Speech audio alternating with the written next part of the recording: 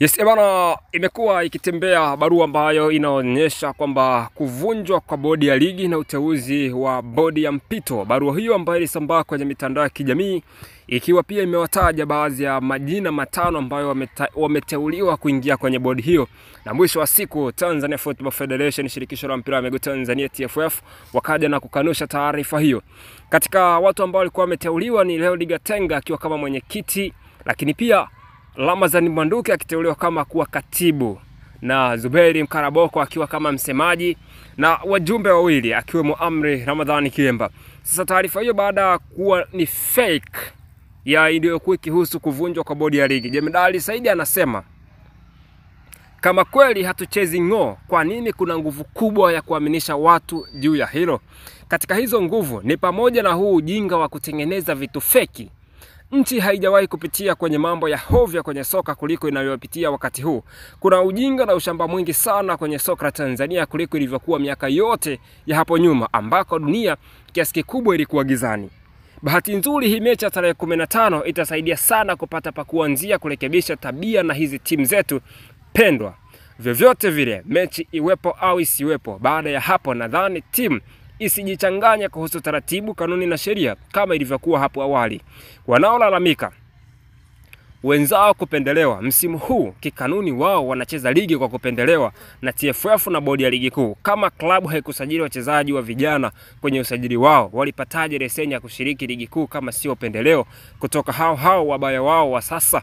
Mambo ni mengi na mifano na ushahidi ni mwingi sana. Tuache hiyo tarehe 15 Juni 2025. Halafu baada ya hapo, kama TFF na bodi ya ligi wataendelea kuwapeni favor mlizokuwa mnapewa kwa namna yoyote, hata mimi nitaungana na nyinyi kuwaondoa hawa bodi na TFF yao madarakani.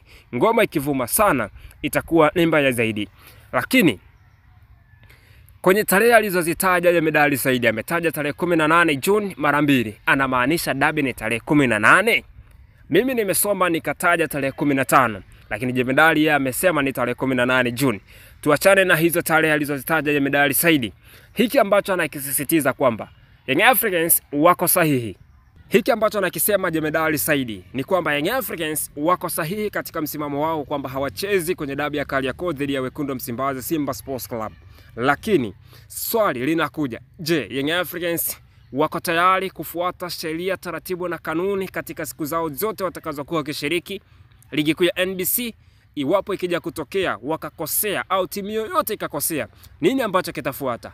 Bodi ya ligi ikivunjwa leo hii, wajue wametengeneza kala moto, kwa sababu watu watakuja wakiwa na misimamo mikali, pasipo kuonea aibu, pasipo kuonea huruma, pasipo kuwepe kwa favor yoyote ya upendeleo wa aina yoyote.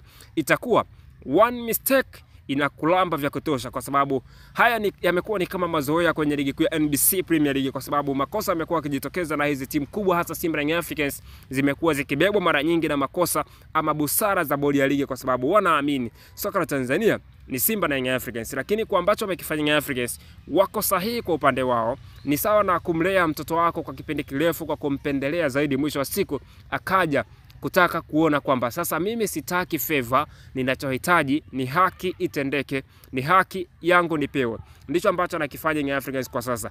Wanakwenda kuutibu mpira wa Tanzania, wanakwenda kutoa somo kwa vilabu vingine namna ambavyo wanaweza wakatetea haki yao. Lakini hii namna ambayo wanaitumia Young Africans, kwa sababu hakuna kiongozi yoyote atakuja kukubali siku nyingine kuendeshwa ama kutoa favor kwa timu ambayo inaonekana kuwa kwamba ikifika wakati wao wanahitaji haki hawana huruma.